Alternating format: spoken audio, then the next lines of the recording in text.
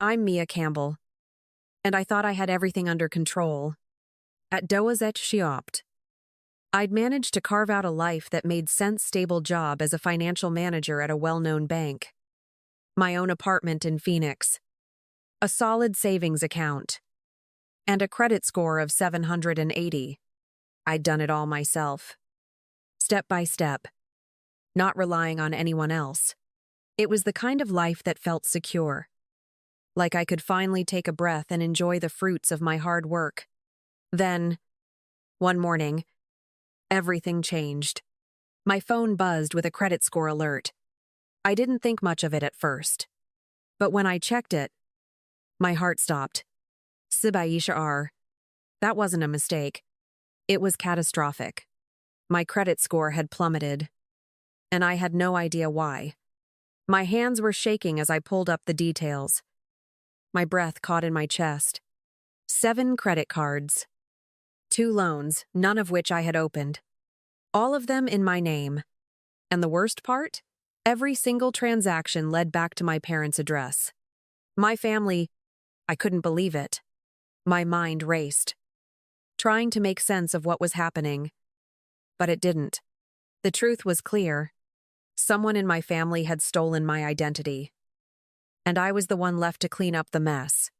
I'd always been the quiet one, the one who never caused a scene. But this time was different.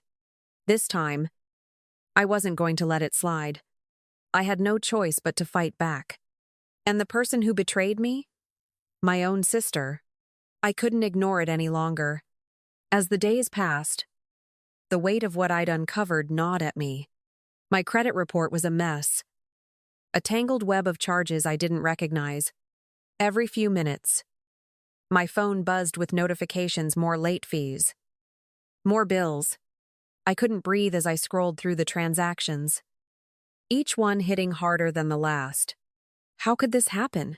I whispered to myself. As the shock slowly turned into anger, I tapped through the pages. The names of the stores flashing on the screen: Nordstrom, Sephora, American Express. All of it in my name. All of it, her doing. The first transaction that caught my eye was from Nordstrom. Over $500. I felt my pulse quicken. It was the kind of spending I would never do. The date on the receipt matched perfectly with the day Erin had posted about her new handbag. I had never even seen it before. What the hell? Erin? I muttered under my breath. But the words felt hollow. It wasn't just that I didn't recognize the purchases, it was that I was paying for them. And I hadn't even known they existed. My hands trembled as I dialed the first number on the list. A voice answered. Calm and indifferent. Capital One. How may I help you? I barely kept my voice steady. There must be a mistake. I've never opened an account with you. The silence on the other end of the line stretched for too long. Ma'am, there are 7 accounts opened under your name, all in good standing until last month. Would you like to know the billing address on file? The words froze me. It was my parents' address.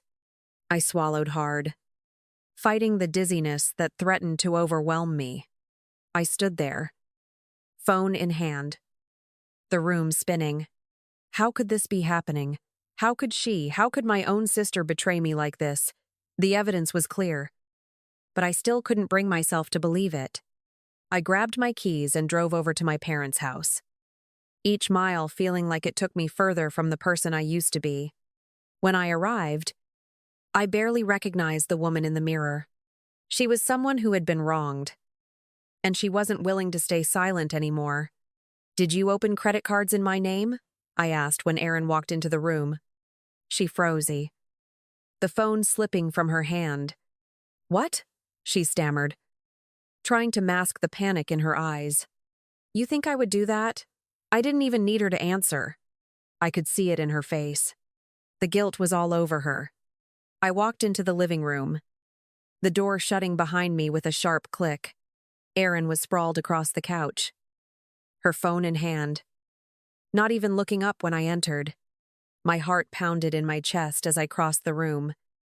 the anger from the discovery still bubbling beneath the surface. "Did you open credit cards in my name?" I asked. My voice calm but steady, like the eye of a storm. Erin froze, her fingers faltering on the phone screen. She slowly turned her head to face me, a forced smile creeping across her face. "What? Why would I do that?" she said. But her eyes shifted uneasily, unable to hide the guilt that was starting to show. I didn't wait for her to spin a lie. I already knew the truth. The bills, the loans, the charges, everything points back to you. I know you've been living it up while I've been busting my ass to make ends meet. She sat up straight now, her smile gone, replaced with a defensive frown. "You think I'd do that to you?" she hissed, as though she was the victim in all of this. "It's not like I'm rich." "Mia!" I didn't know what else to do. The excuses came pouring out, each one more hollow than the last. I shook my head slowly, stepping closer, my anger turning into cold, calculated rage. "You think I'm stupid? You thought you could just take whatever you wanted from me and get away with it." Erin shifted uncomfortably, rubbing her hands together like she was trying to soothe her own nervous energy. I was struggling. "Okay, you have everything." "Mia, I don't have anything." I thought. She cut herself off, eyes darting away from mine. I could hear the desperation in her voice. But I couldn't bring myself to feel sorry for her anymore. "You took from me." "Erin," I said, my voice steady now, no trace of sympathy in it. "I worked my ass off for everything I have. And you used me, my name, to live the life you wanted. And you never even thought twice about what it would do to me." She opened her mouth, but no words came out. I could see the realization dawn on her. "You're right," she whispered, her voice shaking. But the deflection was still there. "It's just money. Mia, it's not worth ruining everything over." "Not worth it?" I repeated, my voice rising, the frustration breaking through. "That's what you think? My future, my credit, my entire life? You think it's just money?" I couldn't believe she was still downplaying the damage she'd caused. "This isn't just about money. This is about trust. Erin, you violated that." Her face crumpled for a second, then hardened again. "You don't get it," she spat, standing up to face me. "I did what I had to do to survive. Maybe you've always had it easy. But I don't have that luxury." She stepped closer, trying to intimidate me. But I stood my ground. "Survive? By using your sister's identity? You didn't have to do any of this. Erin, you chose to. You made that choice." She opened her mouth to speak again. But this time, there was nothing left to say. Erin stood there, her shoulders slumped, defeated in a way I'd never seen before. For the first time, I realized she wasn't the victim she never had been.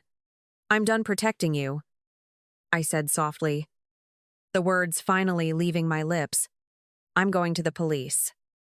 Her eyes widened in shock. "You're serious?" "Aren't you?" she whispered. But it was too late. The damage had been done, and I wasn't going to let her off the hook. "I've never been more serious in my life," I said, as I turned and walked out the door. I knew there was no going back. I walked into my parents' house, feeling the weight of the decision I'd just made pressing down on me. Erin's car was parked in the driveway, and for a moment, I thought about turning back. But I couldn't. Not this time. As I stepped into the living room, the tension hit me immediately. Erin was sitting on the couch, looking up at me with wide eyes. My mother was in the kitchen, humming like everything was normal. But the moment I spoke, I knew things would never be the same. "Mom? Dad?" I started, my voice steady. "I've filed a police report." I'm not letting Aaron get away with this. My mother stopped what she was doing and turned to face me. Her face immediately hardened, and I saw the protective shield come up. Mia, you've gone too far, she said, her voice tinged with disbelief. She's your sister. Can't you just let it go? She used my name to rack up $78,000 in debt. Mom, I shot back, my frustration seeping into my voice. You don't just let that go.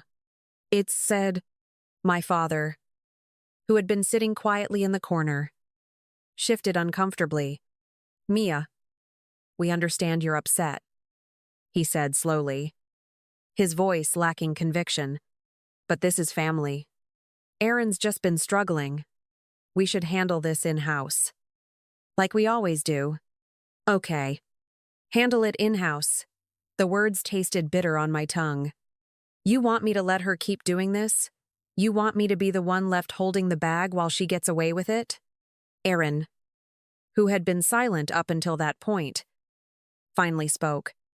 I didn't mean for it to go this far, she said, her voice trembling, but I could hear the defensiveness in it. You don't understand how hard things have been for me. 2. I took a deep breath, trying to calm myself. But the anger was too much. You took my identity, Aaron, my life. And now you want me to feel sorry for you? Mom stepped in before I could say anything else. I know you're upset. But this isn't how we solve things. Mia, you're being harsh. Erin's your sister. You should be helping her, not making this public. Help her. I couldn't believe what I was hearing. She's been living off my name for months. And now I'm supposed to fix it? Dad finally looked up at me, his eyes tired and full of regret. Mia, your mother's right. Can't you just let this go? It's not worth breaking up the family over money. The words stung, but it wasn't the first time I'd felt this way. My entire life had been about keeping quiet, keeping peace, letting things slide for the sake of family, but not anymore. I'm done being the one who sacrifices everything, I said, my voice cold. I won't keep carrying everyone else's mistakes. Doting. Aaron looked at me, eyes filled with something between anger and fear. You're going to destroy everything. Mia, you really want to do that? I'm not destroying anything, I said, my voice steady. I'm just not going to be your scapegoat anymore. Okay. The room fell silent. And for the first time, I felt like I was finally standing up for myself. But as I walked out of that house, I knew there was no going back. The family I had known was already shattered, and I wasn't the one who had broken it. I sat at my desk, the weight of what I was about to do sinking in. My hands trembled as I looked at the police report in front of me. The documents were cold, impersonal, but they held the truth I could no longer ignore. Erin had stolen my identity, and now it was time to make her pay. I had spent days consulting with lawyers, gathering evidence, my credit report, the transactions, the messages between Erin and me. It was clear, undeniable. There was no going back now. I picked up the phone and dialed Detective Ford's number. When she answered, her voice was calm, but I could hear the seriousness behind it. Mia, I've been looking over everything. You've got a solid case here. You're not just a victim of identity theft, but fraud. It's a federal crime, and we can press charges. I swallowed hard. So this isn't just something I can handle quietly, I asked, the words tasting like ash in my mouth. No, she replied firmly. This needs to go through the proper legal channels. It's time to bring this to light. Erin won't be able to get away with it. I paused, feeling the weight of the decision finally hit me.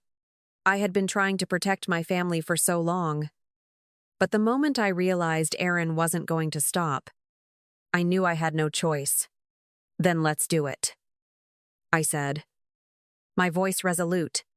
I hung up the phone and sat back in my chair. It felt like I had just taken control of my life again. I wasn't going to let my sister destroy my future for her own gain. This was the only way to end it. The only way to make sure no one else would fall victim to her manipulation. It wasn't just about the money anymore. It was about taking back what was mine and showing my family that I wouldn't stand by and let them destroy me. That night, I went over every detail again. The charges on my credit cards, the trips she'd taken, the designer bags, the luxury hotel stays all paid for with my name. I could still hear her voice in my head, begging me to forgive her, to let it slide. But I couldn't. Not anymore. As I filed the complaint, I knew one thing for sure. This time, I wasn't going to be the one who had to apologize. The next morning, I made the call to my parents. I've filed a police report. I told them, I'm taking Aaron to court. This is going to trial. The silence on the other end of the line was deafening. Finally, my mother spoke, her voice tight. Mia, you can't be serious. She's your sister. We're family. Where? I know she's my sister, I said, my voice unwavering. But what she did wasn't family. It was a crime. The words hung in the air. And for a moment, I thought my mother might argue. But there was nothing left for her to say. That was the moment everything changed. My family's reaction wasn't what I expected. They couldn't understand why I was doing this. She's just having a rough time, my father said when I told him. You should just forgive her. I felt the blood rush to my face. She stole from me. Dad, I'm not going to forgive that. Wait. I ended the call with nothing but a feeling of finality. It wasn't the outcome I wanted, but it was the one I needed. The path was set, and I wasn't going to let fear, guilt, or love for my family stop me from doing what was right.